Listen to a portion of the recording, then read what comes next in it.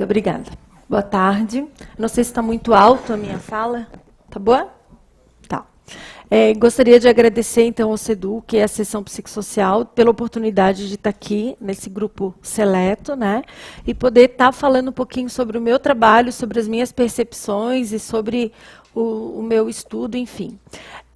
A ideia do tema processos cognitivos e envelhecimento, ele vem como a gente tem toda essa questão da memória, da atenção, do raciocínio, e aí, né, o que acontece com o nosso envelhecimento, o que a gente pode fazer para fazer com que a gente melhore, enfim. Não tem nada mágico, obviamente, né? Se alguém estava esperando isso, pode ir embora.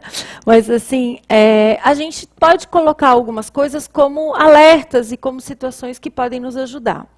Então, eu vou ter que me entender com isso.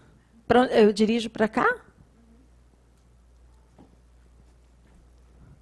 Bom, os conteúdos que vão ser abordados, né, a gente tem um plano de ficar até um determinado horário, eu falando, e depois a gente vai abrir para as perguntas.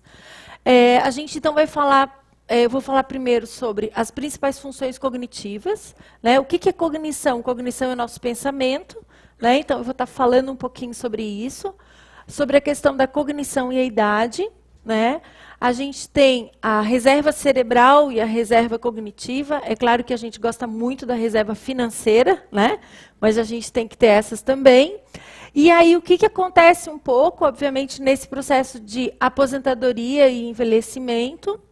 Alguns fatores, algumas questões que são protetoras, que podem nos ajudar. O que a gente chama de declínio cognitivo leve, que é uma pessoa que passa a ter algum tipo de alteração cognitiva, mas não necessariamente caracteriza como a pessoa está num quadro demencial. E a avaliação neuropsicológica, né? Rapidamente, basicamente, eu trabalho com avaliação neuropsicológica de idoso e adultos. Tá? Eu trabalho a partir de 17, 18 anos de idade. O que acontece nessa avaliação? Quem encaminha? Geralmente geriatra, neurologista, neurocirurgião, psicólogos, psicopedagogos, fonos. Quando a pessoa tem algum tipo ou alguma queixa cognitiva. Tá? Então, essa avaliação ela é feita, que pode ajudar tanto no diagnóstico como no acompanhamento de uma doença. E aí a gente tem vários tipos de doenças neurológicas. Por que eu me interessei pela neuropsicologia? Porque eu trabalhei muitos anos numa clínica aqui de Florianópolis de neurologia, e eu atendia muitos pacientes que tinham quadros de depressão, que tinham sofrido traumatismo craniano, que tinham epilepsia, Parkinson e etc., que era a clientela dessa clínica.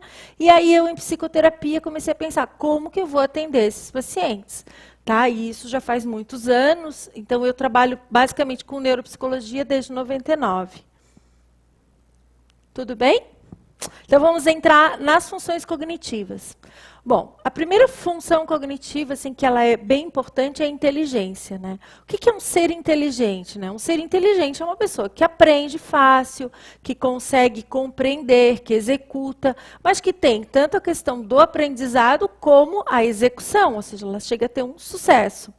Por que é importante a gente fazer a inteligência, a gente fazer um teste de inteligência, que há muitos anos atrás já foi muito criticado? Para a gente ter uma base, um número, e aí todo mundo diz, tá, mas a minha vida é um número, o meu QI é 110, o que significa isso? O meu QI é 80.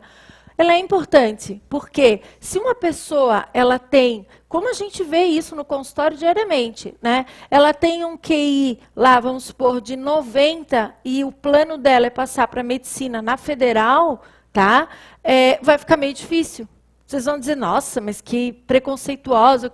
Não, é real, a pessoa vai ter que batalhar muito para passar na federal, porque são muitas poucas aulas, muitas poucas vagas, etc, etc. E aí a peneira, essa seleção é muito grande. Se a pessoa ela teve um traumatismo craniano e, de repente, ela começou a funcionar de um jeito, a gente vai ter que, digamos assim, se adequar. O que é normal e o que é anormal? Tá? Então, isso é uma questão, o normal é aquilo que a média da população acha, e o anormal seria aquelas coisas que estão fora, mas que podem ser devidamente ajustadas, porque realmente a pessoa não é um número, a pessoa é uma soma de várias funções. Eu posso ter um QI baixo, mas eu posso ter uma memória exemplar. Isso a gente vê com muito frequentemente. Né? Então, entra a questão da memória, aí a gente tem vários tipos de memória. Então, a pessoa, se a gente for perguntar para todo mundo que está ali na rua e passar, você tem problema de memória? Todo mundo vai dizer que tem um pouquinho, sim, porque a gente sempre deseja mais, né? A gente tem também o que a gente chama de funções executivas, que são as funções que eu vou falar daqui a pouco, que é basicamente a questão da execução, e a nossa capacidade de linguagem. Quando a gente pensa em linguagem, nós temos que ampliar não só a linguagem daquilo que é escrito, mas daquilo que é falado, da nossa expressão, do nosso comportamento. Temos a linguagem não verbal também. Então, isso aqui passando de uma maneira mais rápida, né, que a gente tem no nosso cérebro regiões específicas que funcionam, que trabalham. Então, por exemplo, uma pessoa que tem epilepsia do lobo temporal é aqui do lado. Esquerdo, se ela é destra, ela vai ter mais dificuldades para as funções verbais. Então, provavelmente, se ela tiver um tipo lá de epilepsia, ela pode ter uma dificuldade com relação àquela memória. Tá? E a linguagem, enfim, né? A gente tem também a questão das funções executivas. Então, isso aqui é só para dar uma mapeada. Falando um pouquinho, então, da inteligência, a gente sabe que a pessoa inteligente, ela raciocina, se adapta ao meio mais fácil, resolve problemas, ela vai. Tá? Então, ali, como eu coloquei, a média. Não é incomum de serem avaliados pacientes que são superdotados.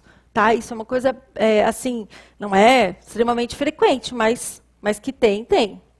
Só que a gente sabe, assim, atualmente os estudos de ressonância magnética funcional, que é o quê? É a pessoa entrar dentro da máquina e fazer exercícios ao mesmo tempo que ela está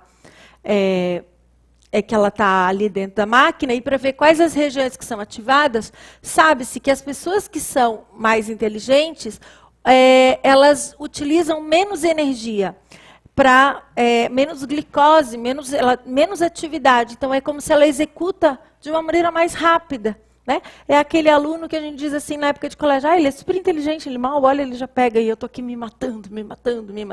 Esse é o normal, obviamente. Né? Mas, então, a gente sabe que raciocina mais rápido. Mas não adianta a gente ser inteligente se a gente não tiver inteligência emocional. Né? Então, o coração e a razão têm que fazer as pazes. Eles, às vezes, podem dar uma mexida. Né? Mas esse equilíbrio, na verdade, ele não é inato. A gente adquire. Se a gente vive numa família onde todo mundo é muito estressado, todo mundo é muito agoniado, todo mundo é muito brigão, a gente vai meio que copiar, vai introjetar esses comportamentos. Né? Então, a gente tem que realmente... O controle é uma coisa que a gente vai adquirindo ao longo da vida. Então, a memória. Para que um evento seja guardado na memória, várias informações são associadas, certo? Como imagem, sons, sentimentos. A gente lembra do cheiro da comida quando a minha mãe fazia um bolo, né? A gente tem a memória afetiva. Então, os nossos sentidos, eles fazem parte dessa nossa capacidade da gente memorizar. Tá? Já em 1890, o William James, ele falava que aquele que pensa sobre suas experiências e as organiza dentro de um modo sistemático, terá melhor memória. Então, vamos pensar o seguinte, se a gente tem a nossa mesa de trabalho toda bagunçada, a gente vai ter mais difícil de visualizar aonde está tal documento, mais difícil de visualizar qual é a gaveta que eu guardei, enfim, se não tem uma sistemática. Então, as pessoas realmente que são mais organizadas, elas acabam tendo um pouquinho mais de facilidade, porque fica mais fácil. Existe até umas brincadeirinhas que as pessoas fazem assim, para mim lembrar, eu tenho que ver qual gavetinha que eu vou abrir. Então, essa gaveta que eu vou abrir, ela tem que estar organizada, né? Senão eu não vou achar o que eu vou procurar lá dentro. A memória é um meio pelo qual nós recorremos às nossas experiências passadas, a fim de usar essas informações para o presente. A memória, na verdade, a gente usa aquilo que a gente já aprendeu, tudo aquilo que a gente já viveu, que chama-se a memória daquilo que é a memória semântica, e daqui a gente vai definindo como é o nosso presente. Se eu sei que, por exemplo, eu já fui conversar contigo e você foi uma pessoa super agradável comigo, você me atendeu, certamente na próxima vez que eu vier, a minha tendência vai ser ir conversar com você de novo. Né? Então, por quê? Porque eu lembro que você foi uma pessoa agradável. E assim a gente vai construindo o nosso comportamento. A característica mais importante da memória como diz ali o James, ele é justamente o esquecimento. Vocês já pararam para pensar a quantidade de sentimentos negativos que vocês já passaram ao longo da vida? Muita coisa. Se a gente não deletar algumas coisas, a gente não vive. Porque a gente vai ficar lembrando toda hora que aquilo fez isso, aquele fez aquilo, aquele fez sei lá o quê, aquele. Então, o esquecimento, ele é uma questão seletiva. Quando existe um autor, que o nome do livro é Memória, ele é um argentino, acho que ele é argentino, mas ele é lá do Rio Grande do Sul, que ele tem num livro e ele fala assim, por exemplo, se a mulher lembrasse a dor do parto, né, obviamente no parto normal ou no parto difícil, ela não teria mais filho. E a humanidade, ela acabaria. Então, o que a gente faz? A gente libera, durante a gravidez, um hormônio, que é a questão da ocitocina, e esse hormônio ele ajuda a gente a esquecer aquela dor. Depois a gente só fica no prazer, na alegria, no bebê, enfim, nessa situação. Então, o esquecimento, ele também é importante. Mas tem pessoas que têm mais dificuldade para esquecer, né, que ficam o tempo inteiro com aquilo, e aí, às vezes, pode ser uma coisa mais patológica mesmo. Ou, às vezes, a pessoa passou por uma situação que foi tão ruim que ela precisa de um tempo para digerir, né?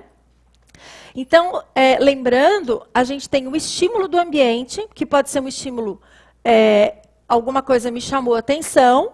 Por exemplo, eu estou andando na rua, estou chegando aqui, eu vejo ali que ouvi um barulho.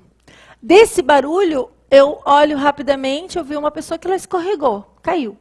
Né? Aí eu estou usando a minha questão visual. Né? Posso ir lá, ajudar, levantar, aí entra outras coisas, posso falar. Né?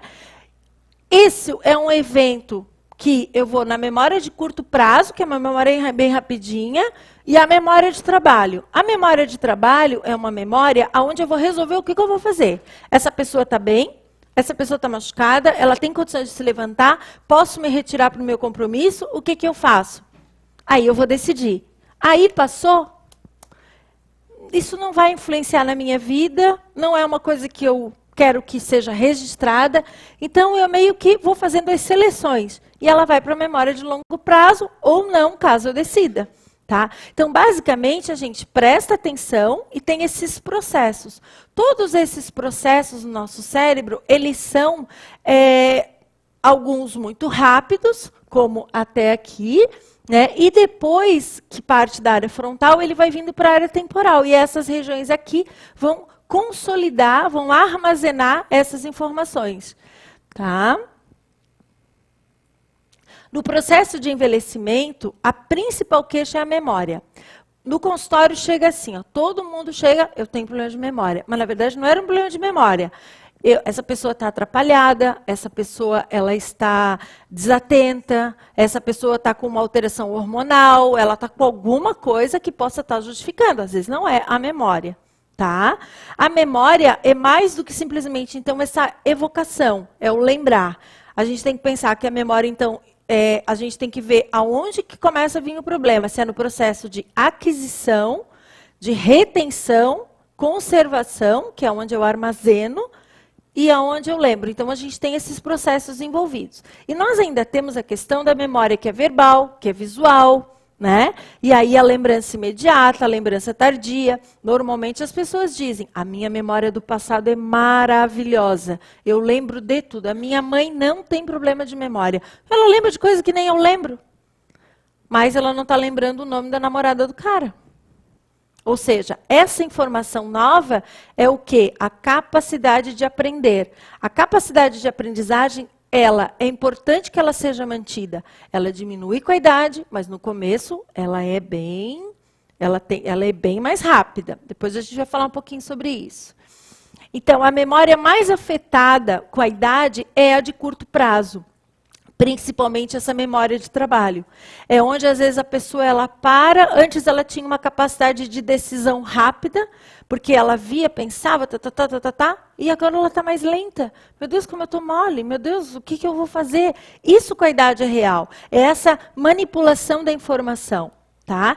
Isso devido à menor capacidade de armazenamento. É como se antes, aos meus 20, eu tinha uma capacidade de armazenar aquilo que estavam me falando. Hoje já diminuiu, eu preciso de um tempinho a mais. A memória semântica, ela raramente sofre declínio, que é o quê? Essa memória que eu já tenho de muito tempo, de conhecimentos, de passado, tem muitas coisas que são, essa memória semântica não se perde. Todo mundo provavelmente deve lembrar, né, a grande maioria lembra o que estava fazendo quando caíram as Torres Gêmeas em 2001. Né? Então, exatamente o momento do que estava acontecendo quando eu vi aquilo. Claro, a não ser que a pessoa era muito pequena, mas mesmo com uma tenra idade, a pessoa vai lembrar mais ou menos. A gente lembra detalhes. Por quê? Por que a gente lembra tantos detalhes? Porque aquilo foi uma coisa tão forte, que ficou tão marcado no aqui na nossa questão emocional, que a gente não vai se desligar tão cedo daquilo. Por quê? Porque as regiões do armazenamento são perto das regiões límbicas, que é onde processa essa questão da emoção. Tá? E a memória prospectiva? Meu Deus do céu, peço para o meu marido fazer 3 coisas na rua, ele vem com 2. Esqueceu de fazer o principal, né? Que é o quê? É a memória daquilo que eu quero fazer. Né? Que eu estou pensando, poxa, quando eu sair eu não posso esquecer que eu tenho que levar isso, pegar aquilo, Essa memória, ela também, ela diminui com a idade, tá? E ela pode ser compensada como?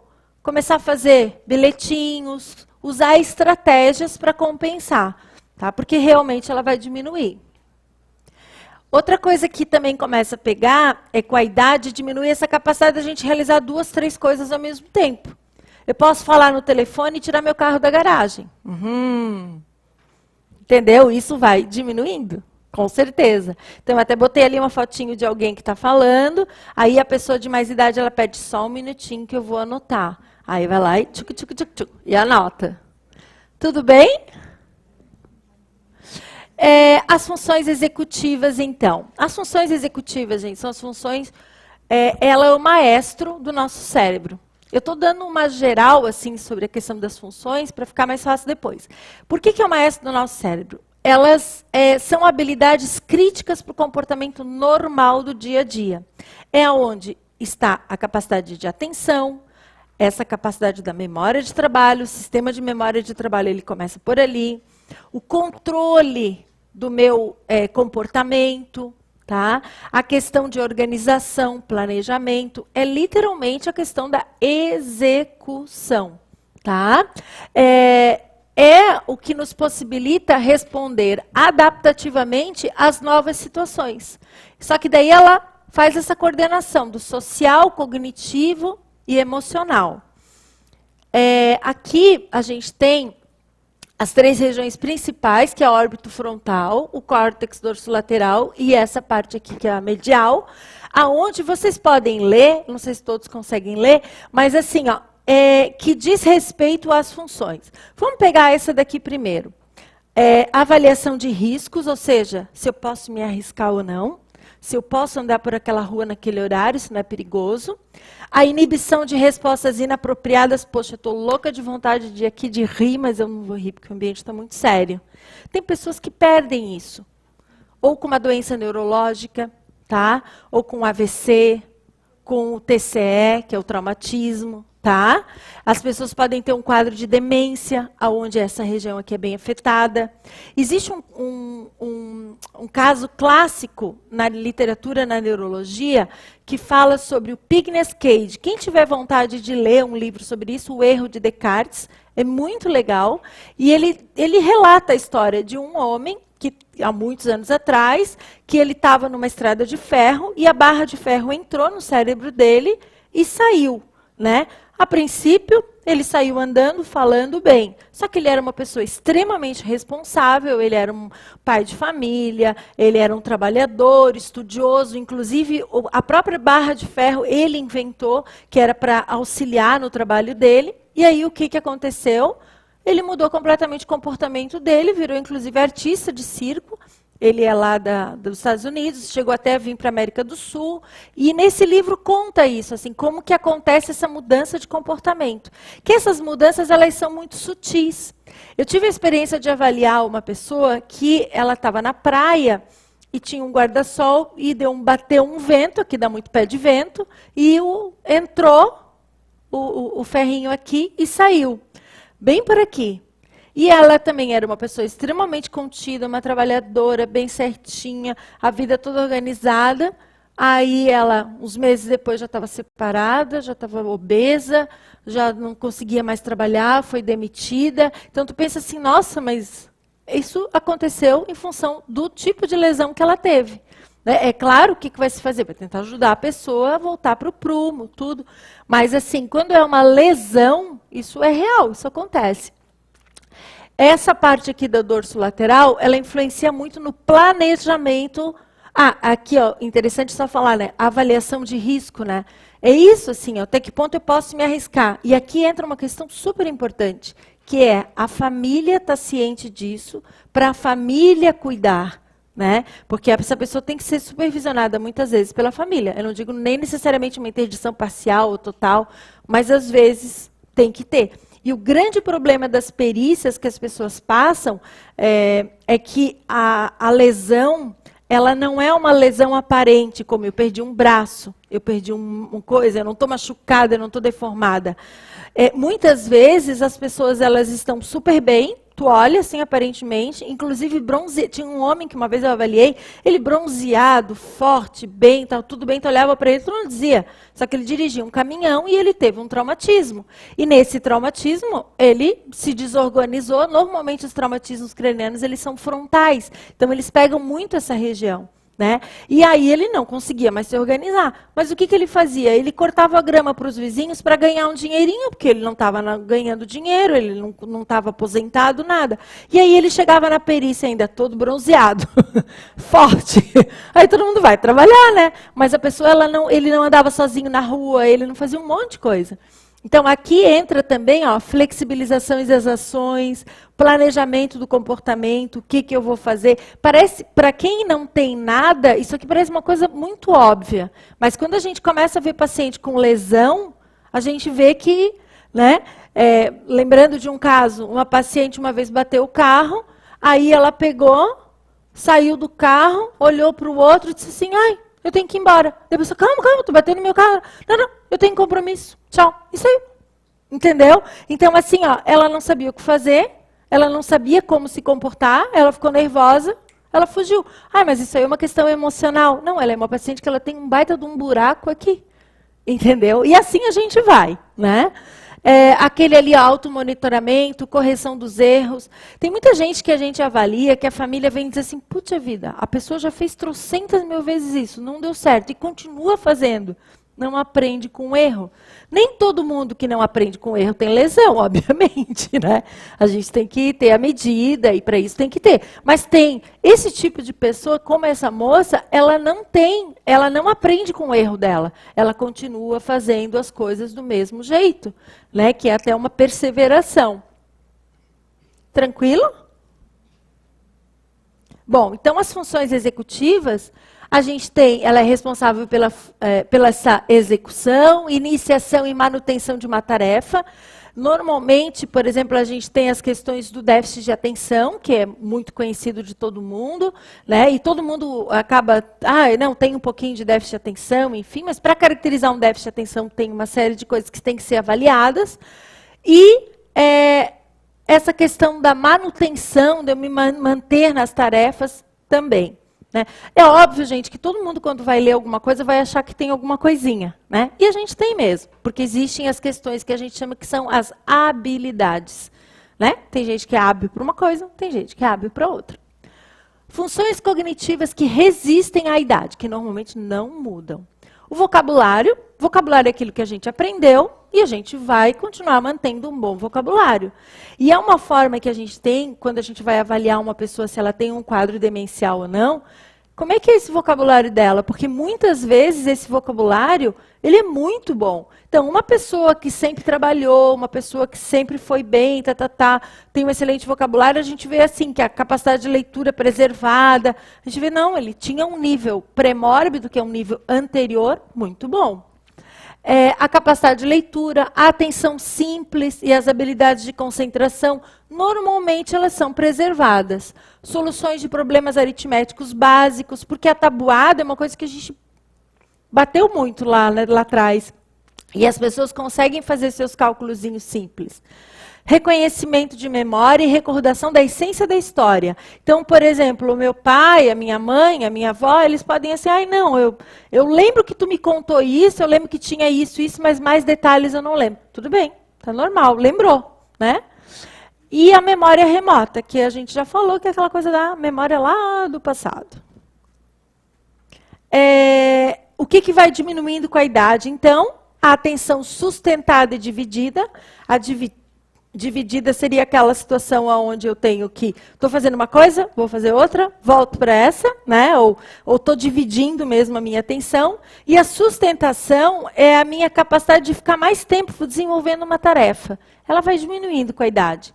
Menos eficiência na aprendizagem, que é essa questão, antes eu pegava uma quantidade maior de informações, agora eu pego um pouquinho menos, mas essa capacidade de aprendizagem, mesmo aos 70, mesmo aos 80, ela tem que ser continuada, preservada. Né? Eu aprendo menos, mas eu continuo aprendendo. Quando cessar a capacidade de aprendizagem, quando eu não fixo mais o que é novo, aí tem que acender aquele botãozinho lá vermelho, porque alguma coisa está acontecendo. Né? A netinha trocou de namorado, faz 2 anos que ela está com um namorado novo. Né? E aí ela continua chamando pelo nome do anterior, tá? Lembra daquela propaganda da Sadia? Lembra da propaganda da Sadia que tinha como é que é? Era um amigo secreto, e todo mundo, e a mulher vai lá com o papelzinho e fala o nome dela, e ela era a mesma. Tipo assim, é isso, assim, né? Essas coisas são muito sérias. Redução da espontaneidade, da recordação, ou seja, quando essa recordação vai demorando, que é lembrar essas informações, a flexibilidade cognitiva. A gente tem mania de achar, isso aqui, gente, já é esperado, vai acontecer. A gente acha que o idoso, normalmente, ele é mais concentrado, ele é mais calmo, ele é ponderado, né? Ele demora mais para fazer uma coisa, para fazer outra. Enfim, isso também é graças a essas alterações esperadas. É porque ele demora mais para fazer, não é só porque ele agora virou uma pessoa mais... Né? É porque antes era, meu pai antes era super impulsivo, agora já está mais calmo. Isso é da idade. Entendeu? Não é que agora ele mudou o comportamento. Bom, algumas questões que são importantes. Até os 45 anos de idade, a gente está ali no platô, a gente atinge a capacidade que a gente tem de cognição, certo? Então, a gente sabe que isso vai iniciando lá no início da vida e vai aos 45. É muito comum as pessoas, lá depois que se aposentam, lá, sei lá, com 50 e poucos anos, 60, resolvi fazer uma faculdade nova. Aí vem fazer avaliação. Poxa, estou com dificuldade. Sim, vai ter dificuldade, é óbvio. Porque faz tempo que não estuda. Mas eu trabalhava bastante, tarará. Mas daí, se a gente pensar naquelas coisas todas que vão vir, né? Tudo bem, vamos avaliar, mas sabendo que até os 45 ali, eu botei referência 1, eu ia completar e não completei. Posso passar depois. Um erro, gente, é a gente pensar que o envelhecimento é caracterizado somente por declínio e perdas, tá? Porque a gente, vocês estão andando de carro, tem uma pessoa mais velha no carro da frente, a gente já fica, né? Que a gente está com pressa, essa pessoa vai demorar. E vai demorar mesmo, mas a gente pensa. Então, é como se a gente vai botando uma energia negativa, né? E vai... Né? E isso não é bem assim.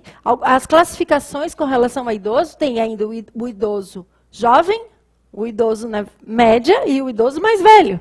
Né? O idoso jovem é aquele de 70 e poucos anos. Ou vocês acham que alguém de 65 anos hoje pode ser chamado como idoso? Não é, mudou.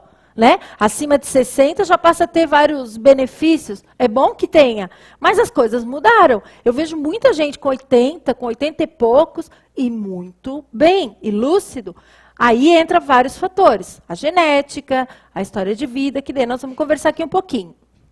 As capacidades dos funcionais dos idosos, elas podem e devem ser otimizadas, compensando os prejuízos. Então, quando a gente nota que tem alguma função que alguma pessoa não está conseguindo executar, cabe a gente tentar ajudar. Ah, mas muito teimoso, não aceita, não adianta. Tentem. Quem sabe por um jeito, vamos tentar por outro. Vai ter que compensar.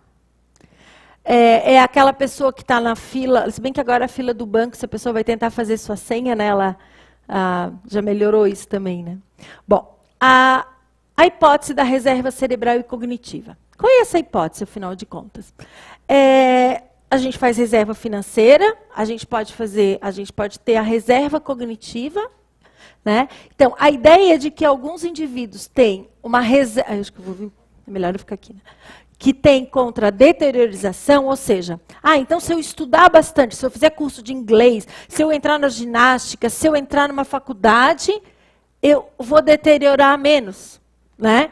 Aí surgiu isso porque algumas pessoas com doença de Alzheimer, né, naquele pós-mortem lá, porque a gente só pode mesmo ter certeza que a pessoa tem um tipo de doença quando faz a biópsia. Né? Quando vai lá e vê lá, realmente a célula estava assim no cérebro. Então, assim, não, a pessoa tinha uma lesão bem extensa, né? Apareceu lá na ressonância, mas ela não tem sintoma nenhum de Alzheimer, ela está ótima. Né? Ou seja, por que essa pessoa está ótima e por que o meu vizinho, que tem a mesma idade, tem a mesma doença, começou mais ou menos junto, não tem? Né? Então, é isso. Será que ele fez alguma coisa diferente de mim, que ele está melhor? Né? Então, essa hipótese de que alguma coisa a pessoa fez é que é a questão dessa reserva. Então, o cérebro pode, algumas vezes, tolerar a patologia de algumas alterações relacionadas à idade e à doença, sem sinais de alteração cognitiva. Então, às vezes, a pessoa tem lá uma atrofia no hipocampo, que é uma região que normalmente tem uma atrofia quando a pessoa já tem um estágio de doença, tá? E aí... vai fazer avaliação neuropsicológica, tá ótima, não tem nada. Tá? Então, essas questões que começaram a surgir. Então, eu até coloquei ali que a gente bravamente, a gente quer resistir, né, e quer fazer de tudo para que esse dano, na verdade, não ocorra. Aí começaram a surgir estudos onde o alto nível educacional começou a aparecer como um fator protetor para a reserva cognitiva. Mas o fulano lá foi professor da universidade, trabalhou, e está lá com Alzheimer. Sim, ele está mesmo. Tá? Mas a reserva, então, ela é construída principalmente pela escolaridade e a experiência do trabalho. Que é essas coisas ativas que a gente pode melhorar. Né? Aquela pessoa que só faz assim, só entrega um papelzinho quando a pessoa entra. Né? Mas é aquela pessoa que está ali, que se interessa, que tem mais curiosidade, ela vai melhor. Ela vai adquirir uma reserva cognitiva melhor.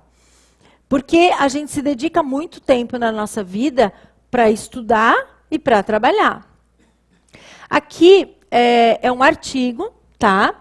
Que ele é de 2015, tá? Aonde ele fala assim, ó. Aqui é a evolução da doença.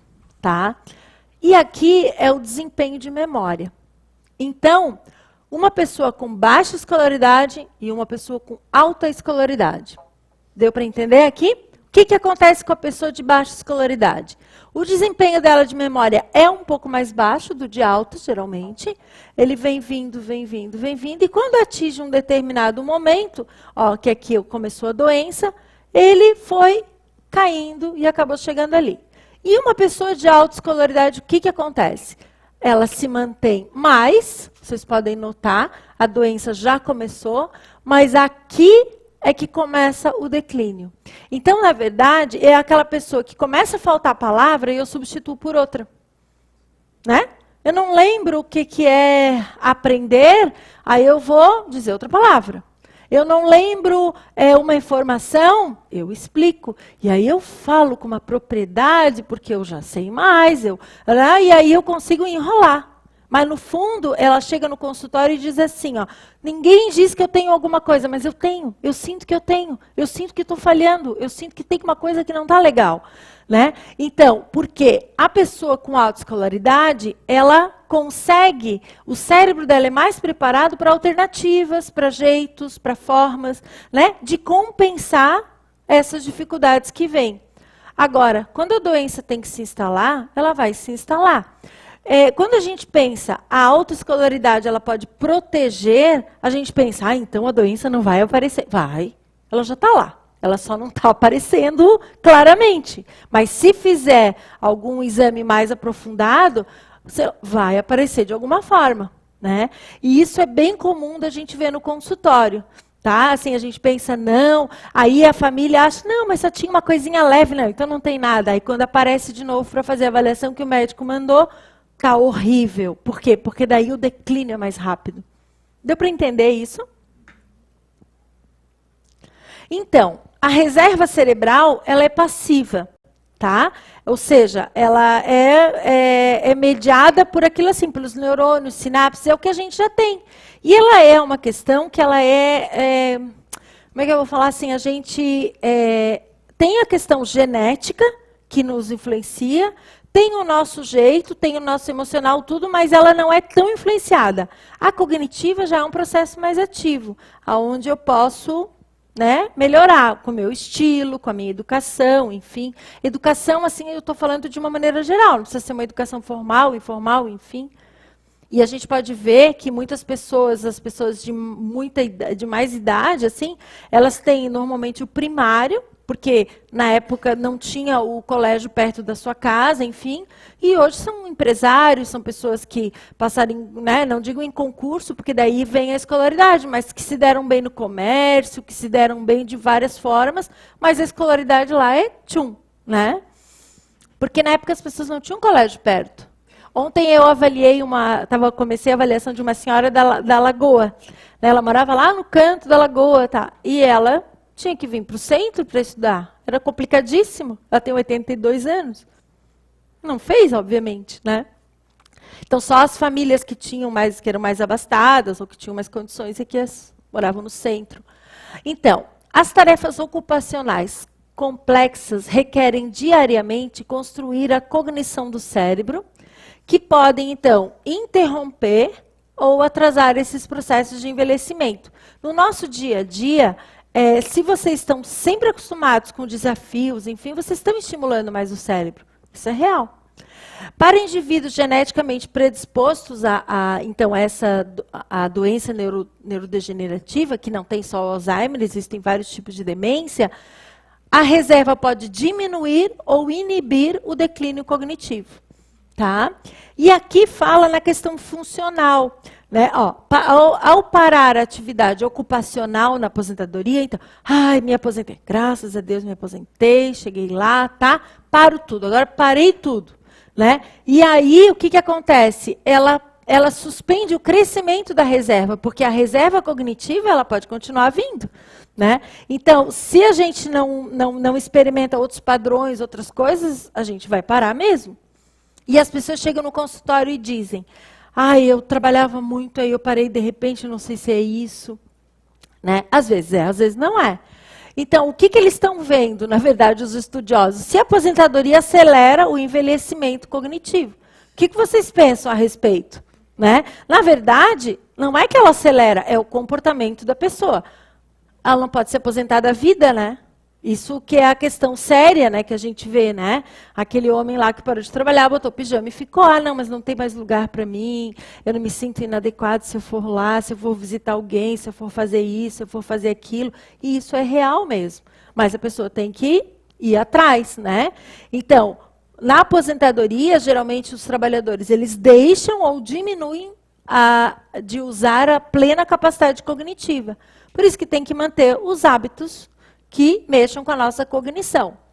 Mas é claro, gente, que vai ser diferente para aquela pessoa que optou por se aposentar, né? A gente tem umas diferenças. Como é que foi esse meu processo de aposentadoria, né? Quando a gente conversou aqui é a preocupação, né, do setor, enfim. Né? Assim, eu quero me aposentar, mas para quê? O que eu vou fazer? Né?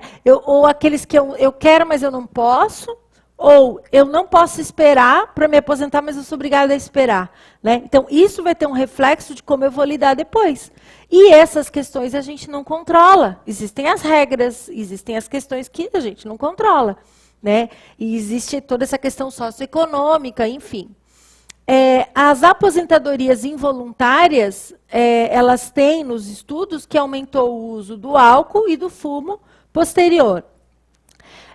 Algumas pessoas que trabalharam, Bridget Jobs, seriam os empregos posteriores, assim, que eles têm mais satisfação. Então, eu arranjei alguma questão, eu estou trabalhando, mas de um outro jeito, e aí eu fiquei bem. Né? E as atividades, então, assim, que tem que fazer, muitas vezes, esse comportamento saudável ou um reemprego de uma outra forma. Essa pessoa que está atolada no trabalho, ela também vai ter muita dificuldade. Né? E a gente vê, então, assim, não adianta também a gente se atolar durante o nosso período de trabalho, porque a gente vai se estressar. E, antigamente, agora eu não escuto mais essa palavra, eu tive uma estafa.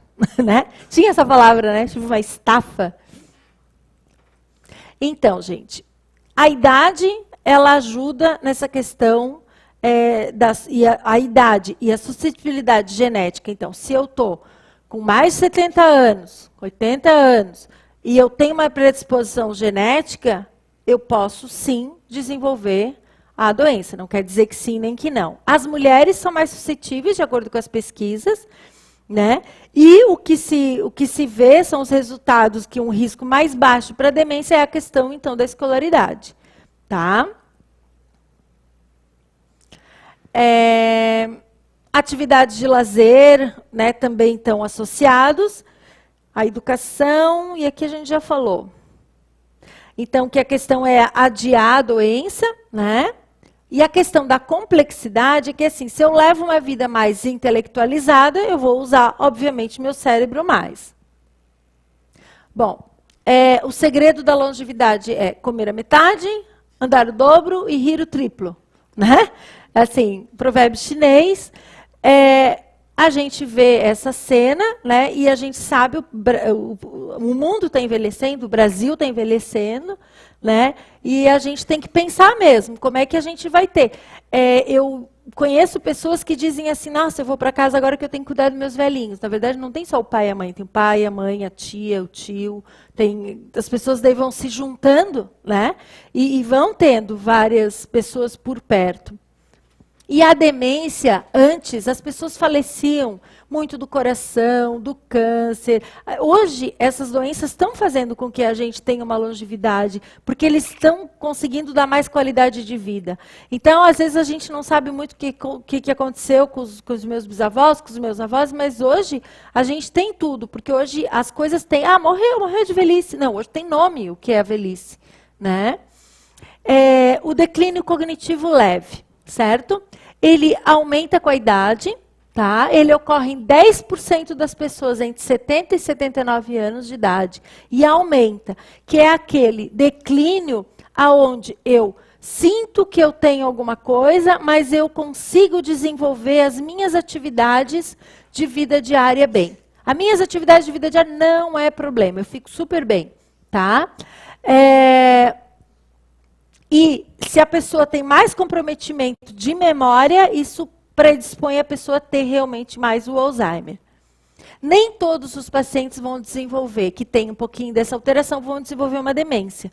Tá? Eu tive a oportunidade agora recentemente de avaliar um senhor que eu vi em 2012, 2014 e vi hoje. Ele continua com o declínio cognitivo leve, está super bem, mas ele não deixa de fazer essas coisas, dirige, ele tem 79 anos, vai para tudo, faz as coisas dele, mas o que ele tem é uma tristeza, a vida mudou muito, entende? E isso parece que aumenta essa dificuldade cognitiva. E aí a gente entra em outras questões, que é a depressão. Né? A depressão, ela camufla muito a questão do declínio cognitivo. Por quê? Porque quando a gente está deprimida, a gente está muito introspectiva, a gente está para dentro, a gente quer ficar quietinho, quer fazer essas coisas. Só que aí eu não presto atenção no que alguém veio falar para mim uma coisa. Eu não estou olhando, eu não estou ativa, eu não estou prestando atenção. Então, o deprimido, ele pode ter muita dificuldade cognitiva. E tem que diferenciar. Aí é legal uma avaliação médica para ver se o remédio, se o tratamento não está fazendo efeito, aí tem que começar a desconfiar de outras coisas.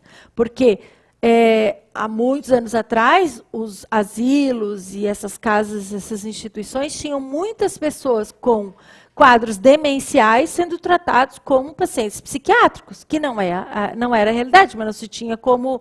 Vocês lembram, pacientes de epilepsia... Até muitas vezes jogada fogueira, ou sei lá o quê, era maldição, era, né? Bom, eu estou no... Faltam uns 12, dá para continuar de boa. Todo mundo conhece essa pessoa. É o Robert Williams.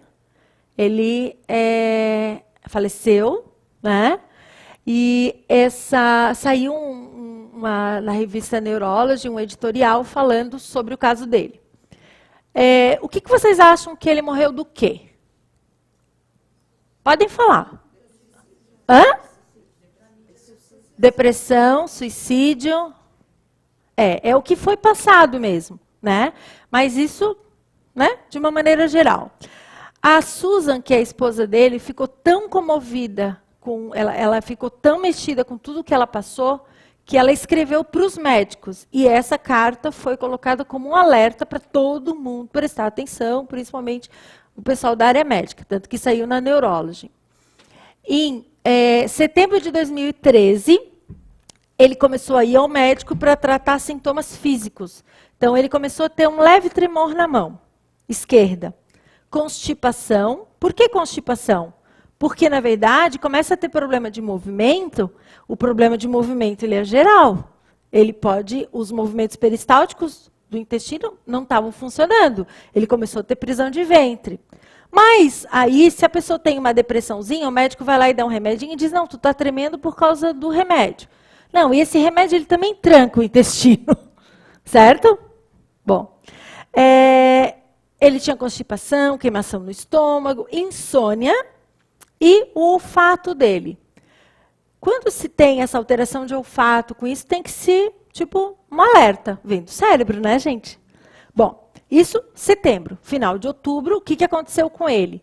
Ele observou que ele tinha medo e ansiedade, e isso estava muito forte, ele estava muito ansioso. Aí a gente vai no médico, o médico ainda diz assim, não, eu vou trocar de remédio. Esse outro remédio não deu certo, vamos trocar, vamos para outro. Né? Além do estresse habitual que ele tinha, ele estava extremamente ansioso. Em dezembro, então vamos ver, começou lá em setembro, tremei a mão, já estamos em dezembro. Ele começou a ter paranoia, começou a ter delírio, né? Achar que alguém estava seguindo, começar a ouvir vozes, etc. A memória dele começou a falhar e ele tinha alterações do nível de cortisol, que é o hormônio do estresse, secretado também pelo nosso cérebro. Aí ele buscou ajuda de um terapeuta, né? Tipo, a família, uma esposa atenta, tá? Vamos para terapia, vai tomar remédio, fazer as coisas. Abril de 2014, então passou dezembro, janeiro, fevereiro, tá? Ele teve um ataque de pânico quando ele estava filmando aquele Uma Noite no Museu 3. Vocês conhecem esse filme? Tem o 1, o 2, é um filme muito legal. Ele teve um ataque de pânico e aí o médico prescreveu o psicótico. Até então, tudo parece um quadro psiquiátrico, certo? Gente, vamos lembrar uma coisa. Ele é rico. Ele é rico, ele não é pobre, certo? Ele tinha acesso a todas as áreas da medicina que ele quisesse ter na vida dele, ali, nos Estados Unidos. Um centro altamente especializado. Imagina o cara do SUS que está lá no Celso Ramos, tadinho, na fila. Né? Esse tinha todo o acesso, todo. E não eram pessoas também que não tinham essa, digamos assim, esta, né, condição de avaliar, enfim. Aí, isso ele foi trocando de médico, né, enfim. Aí teve ataque de pânico, depois ele descobriu. Depois eles foram descobrindo que o antipsicótico só piorava a doença. Qual era a doença dele? Demência de Corpus de Lewy, tá? Ou de Lewy, como algumas pessoas falam. É um tipo de demência, tá? Que com esse antipsicótico que o cara deu, que foi errado, piorou tudo. Então vamos seguir aqui. Maio de 2014, ele foi diagnosticado ainda com Parkinson. Ainda não estava no diagnóstico dele. E ele começou também a ter dificuldade para caminhar, além do tremor da mão. Aí o diagnóstico foi reconfortante. Ai, que bom, pelo menos, porque quando a gente sabe o que a gente tem, fica melhor, né? Ai, eu tenho isso. Ai, que bom. Pô, pelo menos eu sei o que é. E aí a Susan, ela relatou que o Robin, ele se sentia diferente. E ele começou a ter, o comportamento cognitivo dele estava bem diferente. Em agosto, ele se suicidou. Então, a gente começou lá em setembro de 2013, em agosto, ele se suicidou. Na DCL, que é essa demência de Corpus de Lewy, os sintomas cognitivos, eles são rapidamente seguidos por problemas motores. E essa demência, ela tem, assim, ela traz alucinação, ela traz essa questão da alteração de sono, então ela causa várias coisas. Como é que eles tiveram a certeza? Porque eles fizeram, depois que ele morreu, aquela avaliação pós-mortem.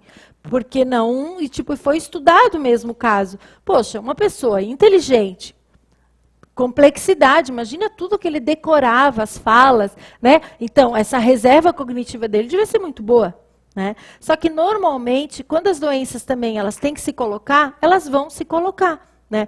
E por isso que é importante, quando a gente sente alguma coisa diferente, quando tem algum familiar nosso, a gente tem que dar ouvidos, tem que entender. Né? Porque quando a gente não dá ouvidos, acha que sempre foi se queixou, sempre fez isso, sempre fez aquilo, a gente vai relegando, e aí às vezes as pessoas acabam sendo tratadas de outra forma, né? Então a gente tem diferentes tipos de demência, tá? Diferentes, que vão pegar cada aspecto de vida. E que a demência, principalmente a demência de Alzheimer, que é de 60% a 70%, as demais, gente, assim, nenhuma tem cura, não tem cura, não tem cura, não existe. O que existe é tentar tomar medicação, fazer exercício cognitivo para tentar segurar e não avançar tão rápido. Bom, uma família organizada, onde a pessoa recebe água, remédio, alimentação variada, ela, obviamente, ela vai ter uma vida de qualidade de vida melhor e ela vai resistir mais à doença. Né? Porque o idoso, com a idade, ele esquece de tomar água. E a gente não oferece água. Né? Então, se a pessoa ela já está com problema de memória, ela não vai conseguir ter a iniciativa de tomar os medicamentos. Quando a pessoa toma uma quantidade de medicamentos, gente, é uma confusão. Todo mundo aqui já deve ter experimentado isso.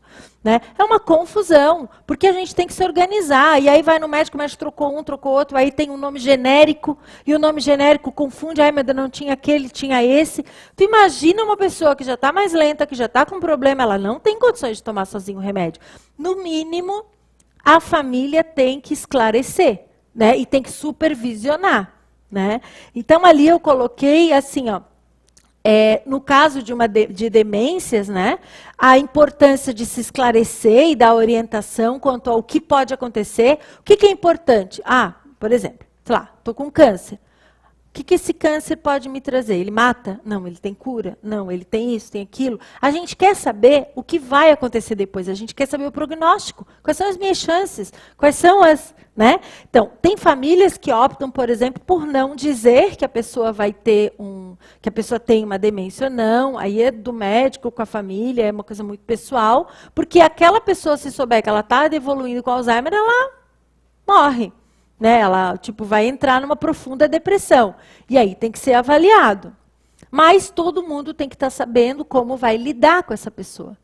Então, a importância da estimulação cognitiva, né? Aqui eu coloquei só uma foto, mas a gente tem essa questão assim, ó, muito, né? A socialização. Quem vai ali no, não estou fazendo propaganda, mas quem vai ali, por exemplo, no Beira-Mar Shopping, tem os cafezinhos, né? Aqueles cafezinhos fazem um bem para as pessoas, claro, para quem pode ir ali, né? Mas faz um bem danado. O que eu atendo de gente que diz que toda tarde vai lá, ou combina de se encontrar com as amigas, ou eu sempre vou no shopping, que sempre tem alguém conhecido porque eu vou, né? Assim, esses locais eles têm que ser mais explorados, os prédios para ter um local onde se desce, porque a grande questão é a pessoa ficar sozinha na frente da televisão o tempo inteiro, né? Mas ela não quer sair. Quanto menos a pessoa sai, menos vontade de sair ela tem. Aí ela tem menos vontade de se arrumar. A gente tem que quebrar barreiras, na verdade. Então, só a neuropsicologia no sentido de avaliação, eu já até falei isso aqui um pouquinho. Alguns questionamentos, até que ponto é uma avaliação psiquiátrica, até que ponto é psicológica, interfere no dia a dia. Né? Aqui eu coloco também essa questão dos medicamentos, eu acho muito sério, tem muita gente que tem confusão mental devido a não tomar corretamente os remédios. Acho isso uma coisa assim, bem importante. E a gente tem que dar vazão quando alguém vem e conta que tem alguma coisa que está acontecendo com aquela pessoa. Né? Assim, tipo, alguma coisa diferente. O carro do meu pai começou a parecer mais batido. Peraí, o que está acontecendo com ele? É o óculos? Peraí, vou ver. Né? Vou andar, vamos lá. Né?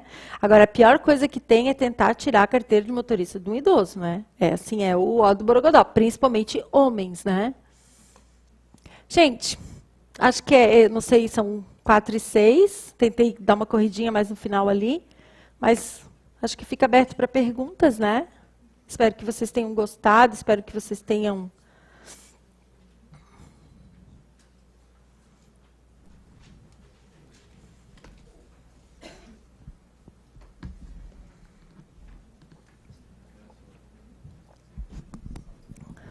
Então, nós vamos abrir para perguntas. Quem gostaria de fazer um comentário, uma pergunta, daí usa o microfone lá ou aqui com a Kátia. E se tiver alguma pergunta do interior também, eu vou ler daqui. Doenças como Alzheimer e Parkinson geralmente são muito associadas a pessoas com idade mais avançada, né? Mas isso pode ocorrer em qualquer momento da vida ou com que frequência ocorre em idade mais avançada? Tu saberia dizer algo assim? Isso, assim, ó, números exatamente não. Mas a demência de Alzheimer, o Alzheimer é mais raro da gente ver numa pessoa, por exemplo, de 50 e poucos anos, mas não é incomum, tá? Não é incomum. E a questão do Parkinson, ela entra assim, eu tenho muitas pessoas que podem começar a desenvolver um Parkinson com 40 e poucos anos, com 30 e poucos anos. Isso não é incomum também de ver, tá?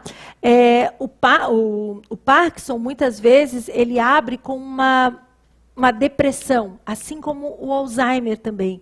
Quando uma pessoa que nunca foi deprimida, nunca teve nada, começou a ficar deprimida, começou a ficar mal, tem que chamar atenção. Porque daí, o que acontece às vezes?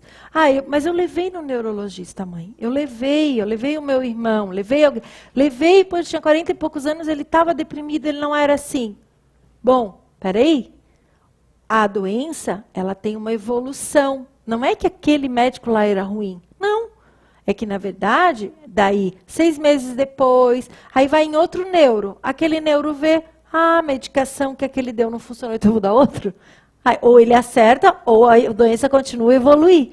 Então, isso tem isso, assim, né, muita gente que acaba desenvolvendo mais cedo, mas qualquer sintoma diferente, gente, tem que ir no médico. Tem que assim, ó, dor de cabeça, enxaqueca. Vamos supor que de 1000 enxaquecas, a pessoa não tenha nada. Mas uma tem uma enxaqueca porque tem um tumor. Eu não estou dizendo que a proporção é essa, tá, gente? Mas, assim, pode ter, né? Mas os casos, cada vez, estão sendo mais diagnosticados. Tá? Vou comentar aqui o Fábio Borges de Abreu, servidor que está nos assistindo à distância. Ele comentou que o livro que você citou, Memória, é do autor Ivan Esquerdo. Ivan Esquerdo, isso mesmo. Isso. E a Yara Emerick pergunta, demência e Alzheimer são doenças de herança genética? Isso, então, a Alzheimer é uma demência, tá? O Alzheimer, ele é uma doença, pode ser genético ou não. O que acontece é que, assim, ó, às vezes, tem o gene, mas o gene, de repente, não se desenvolveu em tantas gerações. Isso pode acontecer, né? Mas quando a pessoa tem essa condição genética, a chance dela evoluir com isso é grande. Quer dizer, é grande, existe essa chance, né? Por isso que muita gente vem no consultório e diz assim, eu vim aqui porque minha mãe tem Alzheimer. Né? E tem famílias que a gente vê assim que uma irmã tem Parkinson, a outra tem Alzheimer, a outra tem esquizofrenia. Isso pode ser, né? Uma herança genética grande, né? O Fábio aqui também pergunta se existe algum tipo de teste ou exame que possa ajudar a monitorar as áreas ou funções do cérebro que precisam ser mais estimuladas. Isso. A ideia da avaliação neuropsicológica é essa. É a gente fazer testes, né, que são testes onde a gente avalia, por exemplo, funções executivas, existem vários testes de atenção, de raciocínio, né, de percepção, os testes de memória, a gente faz muitos testes de memória no consultório, tudo isso para justamente ver se a pessoa, ela tá, e aí é uma questão bem quantitativa mesmo, como eu falei lá do QI de antes, assim, ó, a gente vê se ela está funcionando na média para a idade dela, né? Então, e comparando com o nível pré-mórbido dela, como é que a pessoa era antes? A minha mãe era sempre muito quietinha, de repente a minha mãe começou a ficar espoleta, quer sair de mini saia, ou seja, começou a mudar o comportamento. Essa mudança de comportamento, ela tem que ser chamada atenção, porque ela pode ser uma rebeldia, mas de repente não é uma rebeldia. Né? De repente não é, de repente é uma questão de que a pessoa está desenvolvendo uma demência frontotemporal. Né? Mas a demência de Alzheimer, a pergunta era de... Não, era essa questão genética. Teste, o exame para monitorar. Avaliação neuropsicológica. Isso. Que hoje tem vários cursos de avaliação de neuropsicologia. Eu fui a primeira que eu e a Maria Gabriela de Genville fomos as primeiras do estado a trabalhar especificamente com isso. E eu só fui trabalhar com isso porque eu estava dentro da clínica, da neurologia, como eu falei anteriormente, e aí eu comecei a escutar isso, mas não tinha ninguém trabalhando.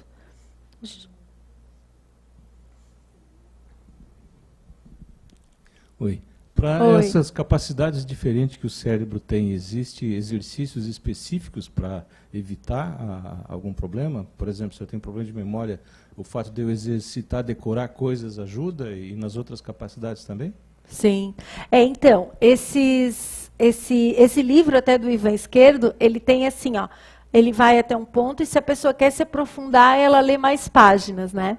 Cada vez mais hoje existem livros que são livros de exercícios de memória. Se vocês botarem lá na internet, vocês vão achar um monte, assim. Vocês vão começar a ver atividades e coisas. A questão a gente está colocando o desafio, né?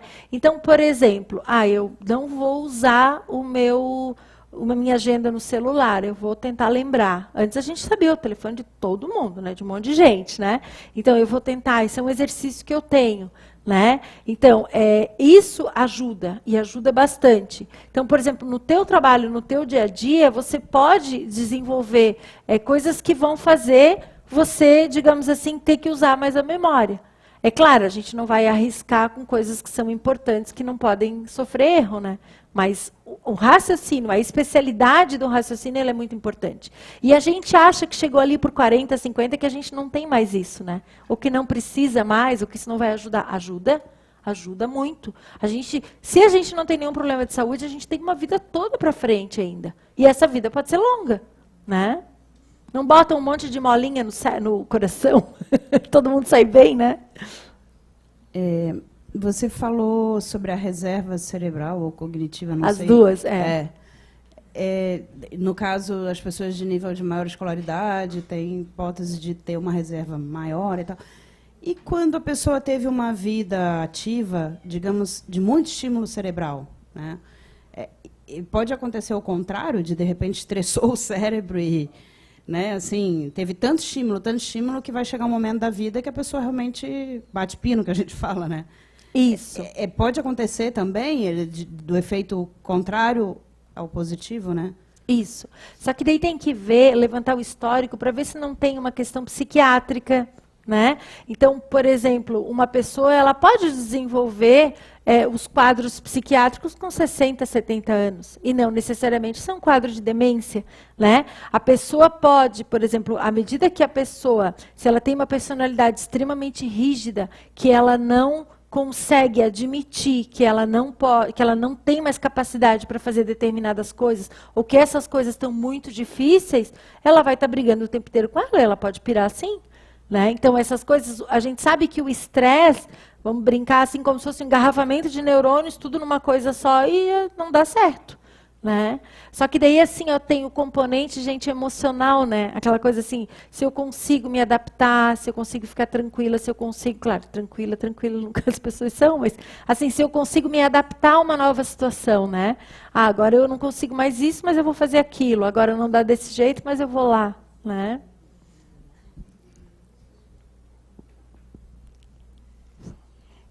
Existem alimentos que podem prevenir ou melhorar a memória? Então, assim, especificamente, eu não posso te responder isso. Eu não sei. Assim, eu sei o que vocês sabem a nível de leigo, né? Mas isso teria que consultar melhor, né? Agora, é óbvio que a alimentação variada, isso ajuda bastante, né? Tem as modas, ontem eu estava vendo num programa de televisão com relação a um óleo, aí não vou falar o nome, que todo mundo está usando, e que aquilo é uma bomba para o colesterol. Então, assim, tem que cuidar aí com isso, né? Com essas... Assim, ó, na verdade... As pessoas, elas antigamente, elas também tinham longevidade, comiam bem e o organismo dava conta, né?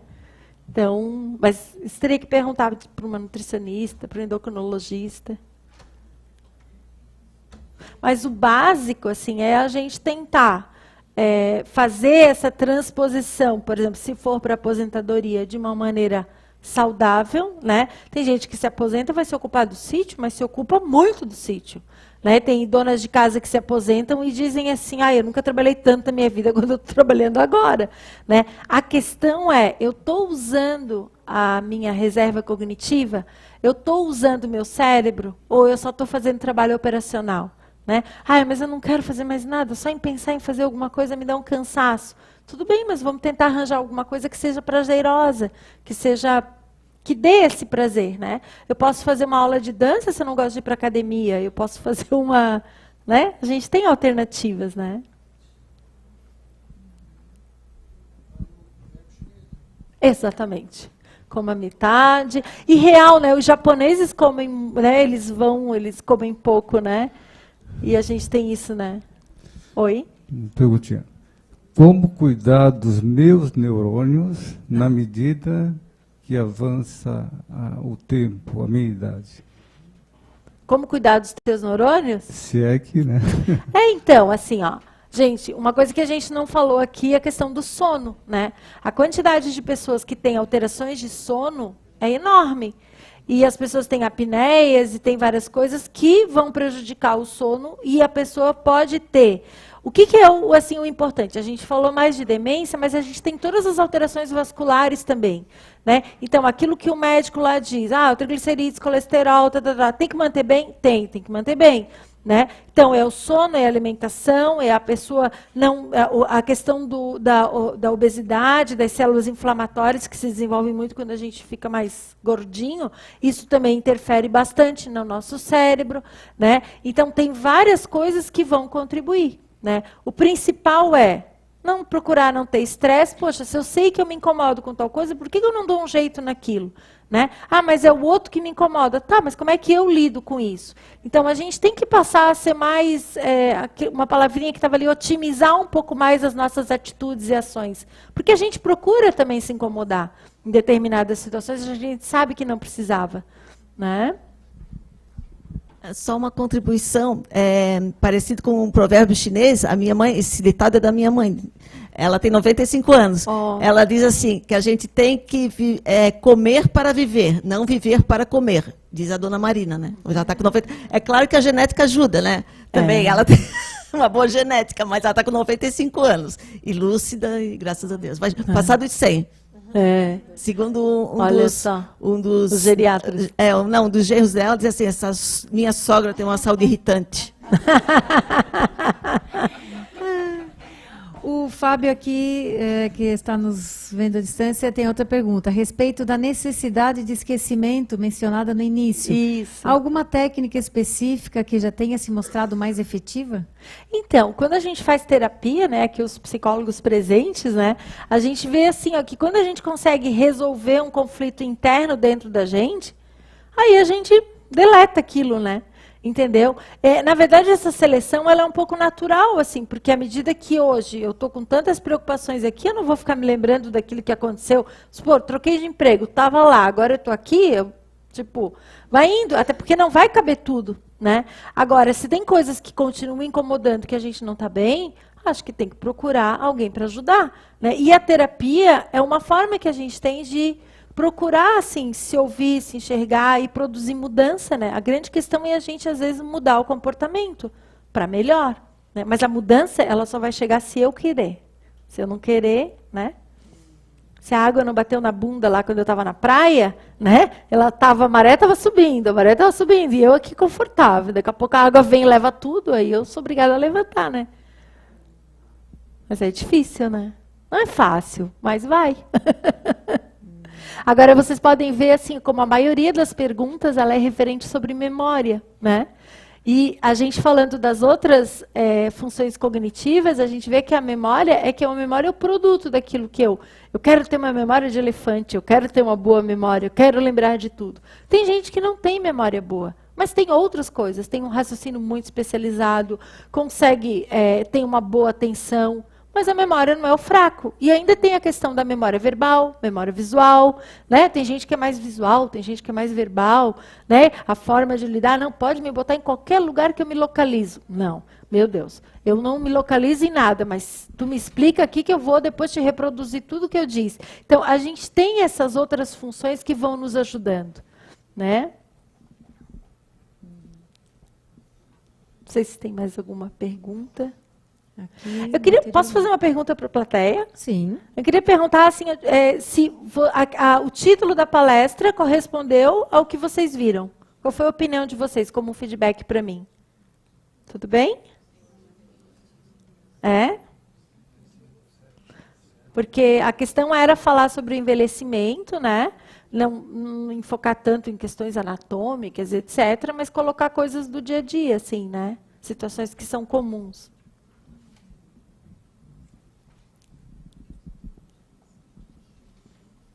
Mais alguma pergunta?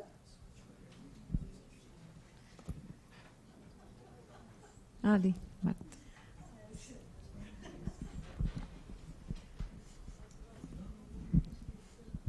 Oi. Oi. Eu queria só compartilhar uma experiência, né? Que eu também tenho os meus pais idosos. Minha mãe vai fazer 89, meu pai tem 82. Minha mãe, bem esperta, casou com um cara mais velho. Bem mais novo que ela. Ah, tá, é o contrário. Contrário, tá.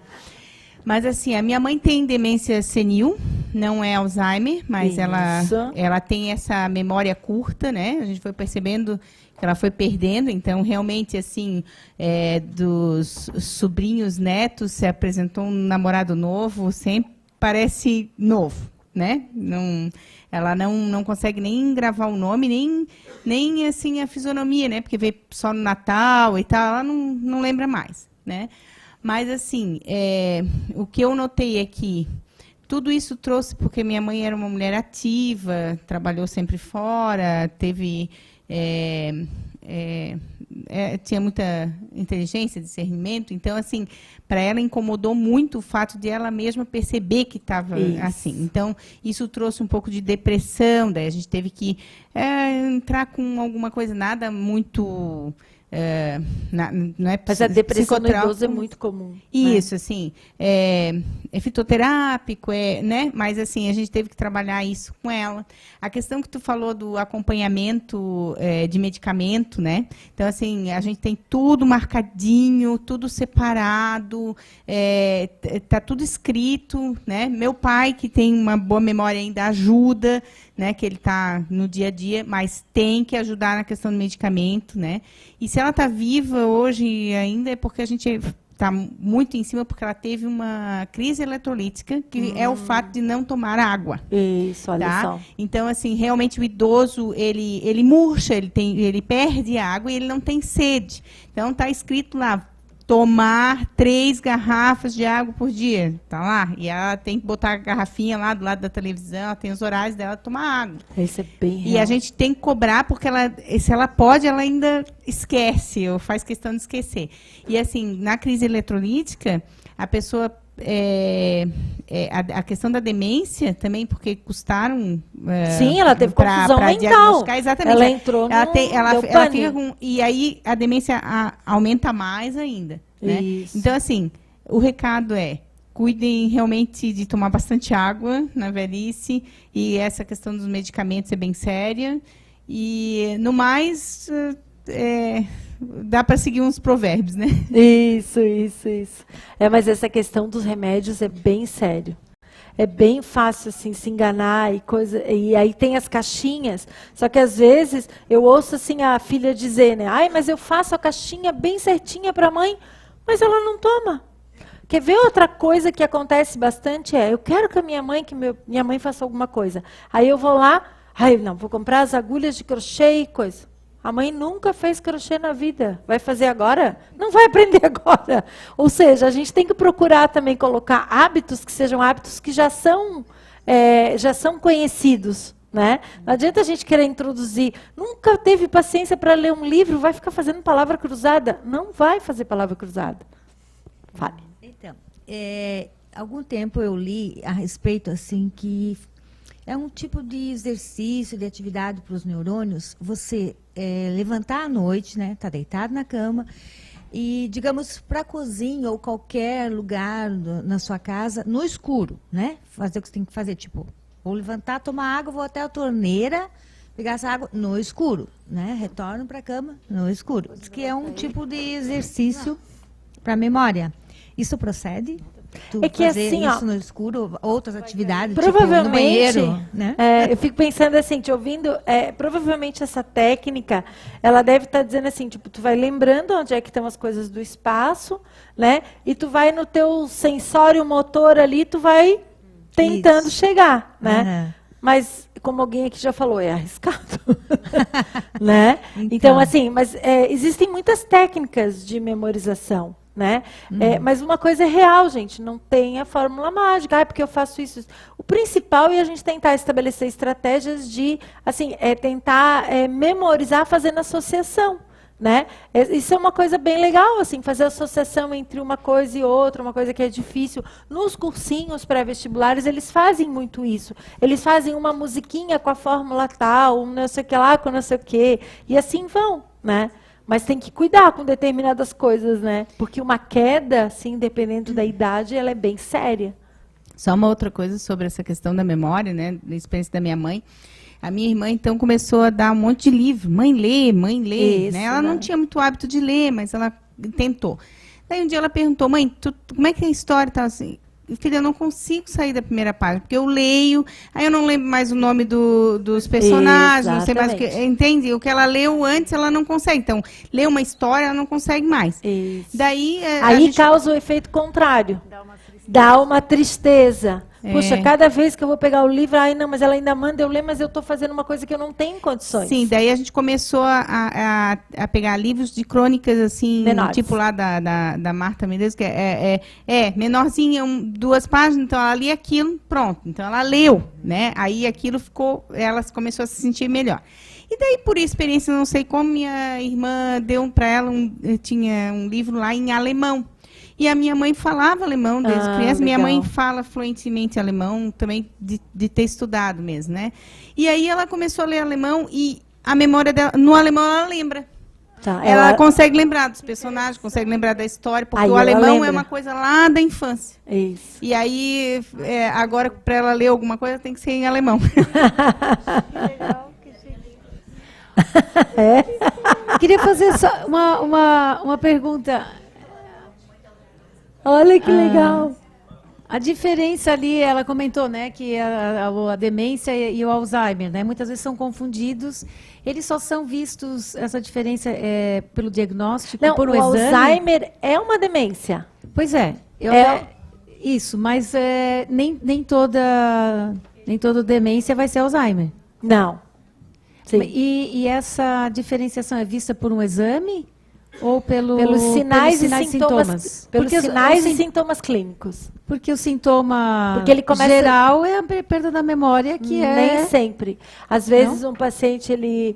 Assim, ó, tem a questão da idade, né? Então, lembrando, assim, por exemplo, uma vez eu atendi uma mulher que ela simplesmente estava trabalhando da área da saúde, tudo bem, só que ela chegava em casa, ela não desligava o carro na garagem, entrava em casa.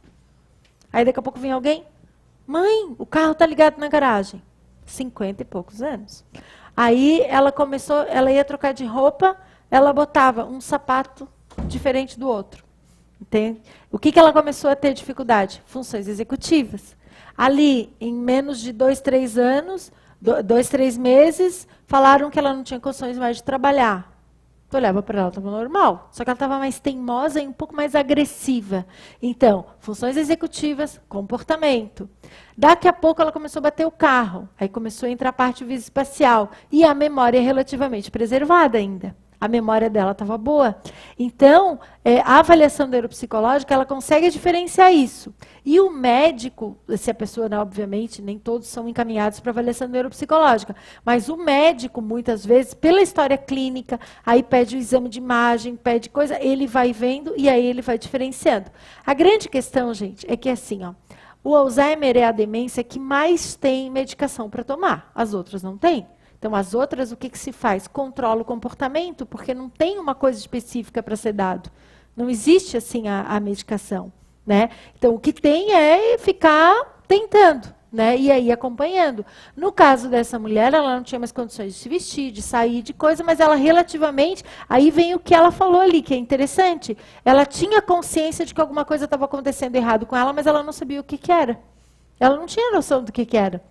Mas ela sabia que ela não tinha mais condições de trabalhar. Ela tinha noção nem de dirigir. Mas o quadro dela era de Alzheimer? Quem está falando? Ah, desculpa. Não, era uma demência frontotemporal. Existe da frontotemporal, da demência frontotemporal, existe a afasia progressiva primária, que é aquela pessoa que começa a não conseguir lembrar nomes de pessoas, ela não consegue se expressar. Isso começa com simples palavras na hora de dizer, aquele, daqui a pouco a pessoa não completa uma frase, ela não consegue montar. Agora, lembrando, a vala comum que eu digo assim, ó, de todas as demências é inabilidade para a vida.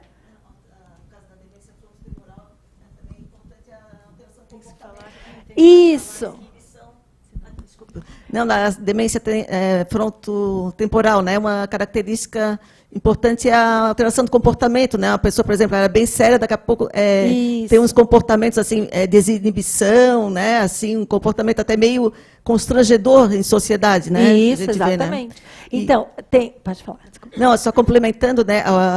Algumas demências, elas mostram alterações nos exames de imagem, como, né, ressonância e tal. Mas, por exemplo, na doença, acho que você já falou, a demência dos corpos de Levy, alteração um pouco de tremor, que foi o início. O principal é o quadro clínico, né? Mas a confirmação diagnóstica, infelizmente, é só depois, pós-morte, né? E também não tem tratamento, né? É só, exatamente. O que ia se fazer com o Robin ali? Terapia, controlar, todo mundo saber. Ia mudar alguma coisa? Ia, talvez porque a angústia dela era muito grande, né? Então, essa angústia de... Meu Deus, isso é psiquiátrico, e aí vem uma série de coisas, né? Mas a frontotemporal é isso, assim, ela tem a afasia progressiva primária, que é das palavras, tem uma que pega mais a extroversão, e tem também que a pessoa fica mais apática também, né? Então tem todos esses subtipos. Aí tem Huntington, por exemplo, que eu esses dias atendi uma menina de 30, vou chamar de menina, tá? 30 e poucos anos, ela... Tipo, o que acontece? Ela tem movimentos involuntários, tá? E a fala começa a ficar arrastada, e ela em 5 anos vai estar na cama. Entendeu? Então, existem essas doenças que são, assim, bem graves, né? Mas a gente acho que pode se preocupar com as não tão graves e ficar atento a tudo, né? Porque quando uma vem, ela tem que vir, não adianta. Pode até retardar. Qual é a mensagem, né? A gente pode retardar, mas a gente não pode mudar, né? Então é isso, pessoal. Nós agradecemos a presença, né, a palestra da Maria Emília. Agradecemos a presença de todos também. A todos uma boa tarde, então. Isso. Até. Muito obrigada também.